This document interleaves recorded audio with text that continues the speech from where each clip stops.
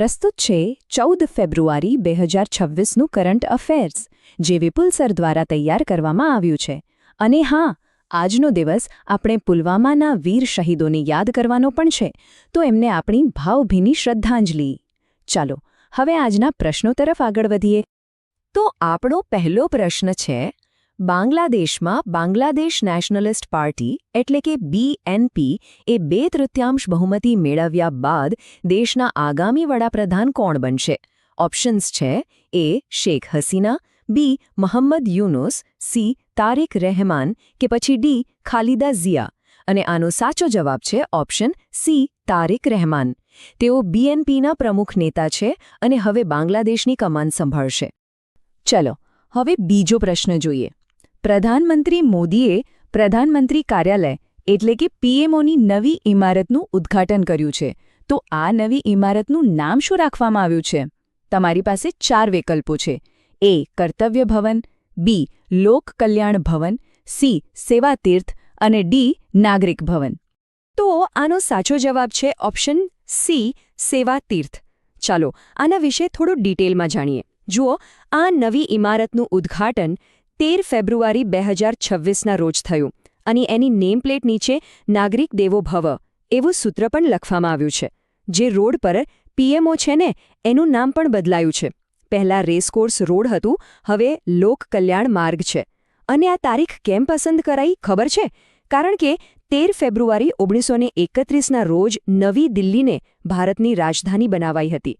એ વાતને 75 વર્ષ પૂરા થયા, એટલે આ ઉદ્ઘાટન એ જ દિવસે રાખવામાં આવ્યું. કેટલું રસપ્રદ છે ને? પ્રશ્ન નંબર 3. નેશનલ વુમેન્સ ડે 2026 કઈ તારીખે ઉજવવામાં આવ્યો?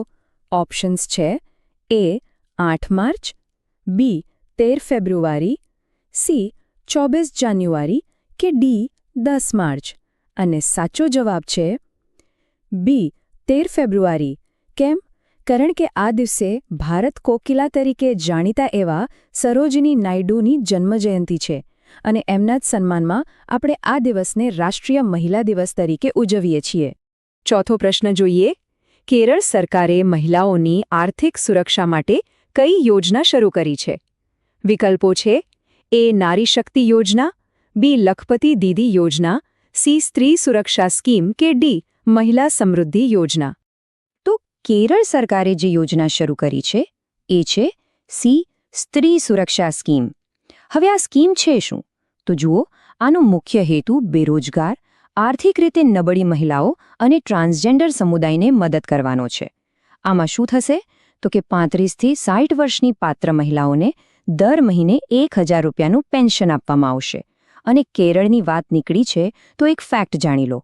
કેરળ ભારતનું એકમાત્ર રાજ્ય છે જ્યાં સ્ત્રીઓનો સેક્સ રેશિયો પુરુષો કરતાં વધારે છે.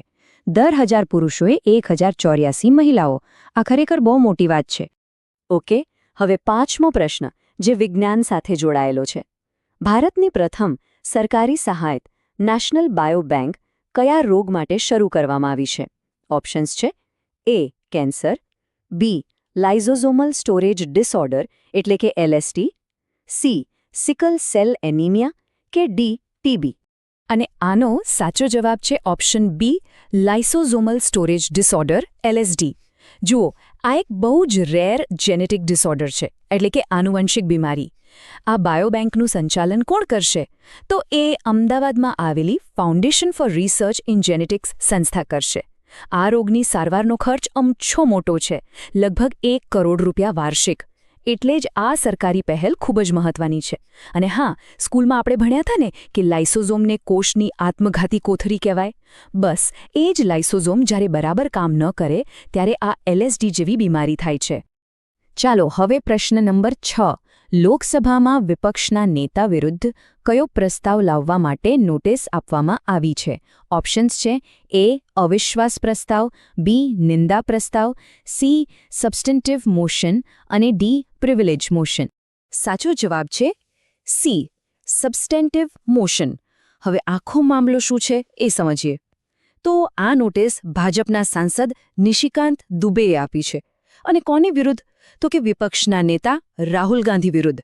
આરોપ એવો છે કે રાહુલ ગાંધી વિદેશ પ્રવાસ દરમિયાન રાષ્ટ્રવિરોધી તત્વોને મળ્યા હતા અને સબસ્ટેન્ટિવ મોશન કોઈ નાની સૂની વાત નથી હો. આ એક સ્વતંત્ર પ્રસ્તાવ હોય છે જેના પર ગૃહમાં મતદાન પણ થઈ શકે છે. એટલે આ એક મોટો રાજકીય મુદ્દો બની શકે છે. 7મો પ્રશ્ન ભૂગોળમાંથી. ભારતમાં તાજેતરમાં કઈ જગ્યાએ મડ વોલ્કેનો એટલે કે કાદવનો જ્વાળામુખી ફાટ્યો છે?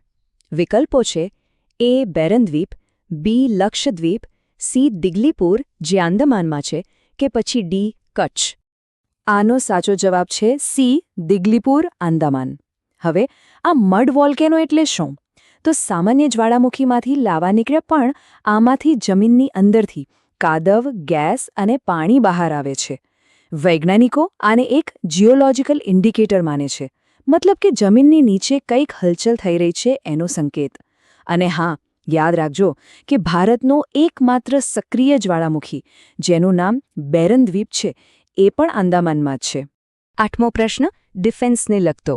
ભારતે પ્રથમ વખત કયા ટાસ્ક ફોર્સની કમાન સંભાળી છે? જવાબ છે કમ્બાઇન્ડ ટાસ્ક ફોર્સ 154 CTF 154. આ ખૂબ મોટી વાત છે. કેમ? કારણ કે આ એક મલ્ટીનેશનલ ફોર્સ છે જેમાં 47 દેશો સામેલ છે. એનું હેડક્વાર્ટર બહેરેઇનમાં છે અને એનું કામ છે દરિયામાં થતી ચાંચિયાગીરી અને દાણચોરીને રોકવાનું. આ ભારતના વધતા વૈશ્વિક કદને દર્શાવે છે. 9મો પ્રશ્ન. જમ્મુ કાશ્મીરના મુખ્યમંત્રી ઓમર અબ્દુલ્લાએ કયો પ્રોજેક્ટ ફરીથી શરૂ કરવાની જાહેરાત કરી છે? તો આ પ્રોજેક્ટનું નામ છે તુલબુલ નેવિગેશન પ્રોજેક્ટ. આ પ્રોજેક્ટ ઝેલમ નદી પરના વુલર બેરેજ પર આવેલો છે. તમને જાણીને નવાઈ લાગશે કે આ પ્રોજેક્ટ છેક 1987થી અટકેલો હતો કારણ કે પાકિસ્તાને એનો વિરોધ કર્યો હતો. હવે આ પ્રોજેક્ટ ફરી શરૂ થશે, જેનાથી નેવિગેશન અને પાણીના નિયમનમાં ફાયદો થશે. 10મો પ્રશ્ન. નાટોએ આર્કટિક ક્ષેત્રની સુરક્ષા માટે કયું નવું મિશન લોન્ચ કર્યું છે? આ મિશનનું નામ છે આર્કટિક સેન્ટ્રી મિશન. હવે આર્કટિક જેવા બર્ફીલા વિસ્તારમાં મિશનની શું જરૂર પડી? તો કે ત્યાં રશિયા અને ચીનનો પ્રભાવ વધી રહ્યો છે, એને કાઉન્ટર કરવા માટે આ મિશન શરૂ કરાયું છે. અને નેટો વિશે થોડું જાણી લઈએ. એની સ્થાપના 1949માં થઈ હતી. હેડક્વાર્ટર બ્રુસેલ્સમાં છે અને અત્યારે એમાં 32 સભ્યો છે. 11મો અને છેલ્લો પ્રશ્ન. કઈ બેંકે ભારતીય સેનાના સન્માનમાં સોલ્જર થોનની જાહેરાત કરી છે? અને એ બેંક છે પંજાબ નેશનલ બેંક, PNB. આ સોલ્જરથોન 2026 એક મેરેથોન છે જે આપણા સૈનિકો અને શહીદોના બલિદાનને સન્માન આપવા માટે યોજવામાં આવશે. ખરેખર એક બહુ સરસ પહેલ છે. તો ચાલો ફટાફટ આજના બધા મુદ્દાઓનું એક રિવિઝન કરી લઈએ. બાંગ્લાદેશના નવા PM બનશે તારિક રહેમાન. PMOની નવી બિલ્ડિંગનું નામ છે સેવા તીર્થ. રાષ્ટ્રીય મહિલા દિવસ 13 ફેબ્રુઆરીએ ઉજવાય છે. કેરળ સરકારે સ્ત્રી સુરક્ષા સ્કીમ શરૂ કરી. ભારતની પહેલી નેશનલ બાયો બેંક LSD રોગ માટે અમદાવાદમાં શરૂ થઈ. રાહુલ ગાંધી વિરુદ્ધ સબસ્ટેન્ટિવ મોશનની નોટિસ અપાઈ.